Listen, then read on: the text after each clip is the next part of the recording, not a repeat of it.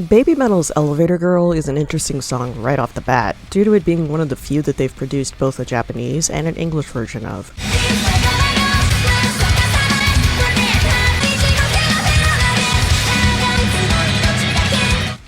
But it's also an interesting glimpse into the history of Japan and the culture there. Elevator Girl's one for the silver kitsune. Since there's a difference between the Japanese and the English lyrics, it'd be easy to think that Elevator Girl is just about a girl in an elevator. But actually, Elevator Girl is a reference to a specific career. Elevator operator. Historically, elevator operators were almost exclusively women in Japan. In the old days, being an elevator girl in Japan was a coveted job, going all the way back to 1929. In the English version of Elevator Girl, the chorus of the song talks about life being a pain in the butt and having good and bad days. But in the original Japanese version, that part is actually mimicking the mannerisms and actions an elevator girl would take. Like many Japanese hospitality roles, there were rules the elevator girls would follow, mannerisms they were instructed to use, and set phrases. They would announce when elevators were arriving, going up, going down, warned of the doors closing, and stated which floor the elevator was going to next.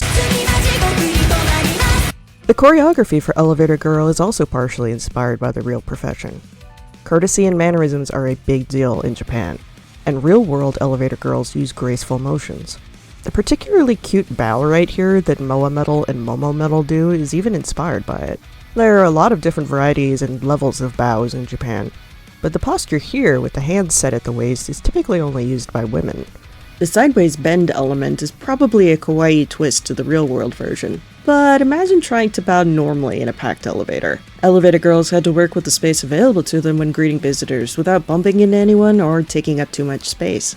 But why is Elevator Girl special for older folks? Elevator girls are largely extinct in Japan now. As with the rest of the world, anyone can easily control an elevator, so the job is more about offering customers or visitors a sense of elegance, convenience, and hospitality. The job started to become less common in the 1990s after the economy crashed at the end of the bubble era in Japan. You could still find them in some department stores in the early 2010s, but the onset of COVID made the job even rarer. Elevator girls are now typically only found in places like Tokyo Tower, so mostly older people remember the time when elevator girls were a common fixture. And a survey in 2025 indicated that 90% of BABYMETAL's Japanese enthusiastic supporters are over 40, with 41% in their 50s and 26% in their 60s. You'll see a lot of older men in the audience at their big shows in Japan, too. Thus, Elevator Girl is one for the silver kitsune. But wait a minute. What about the hell angle, with the burning and the needles? Well, there's no clear-cut answer on this one. Some have suggested that the 2,000 floors and the needles may have something to do with the Buddhist interpretation of hell. There's also the Japanese elevator game Urban Legend, where following a specific set of steps in an elevator sends the rider to another dimension, or hell.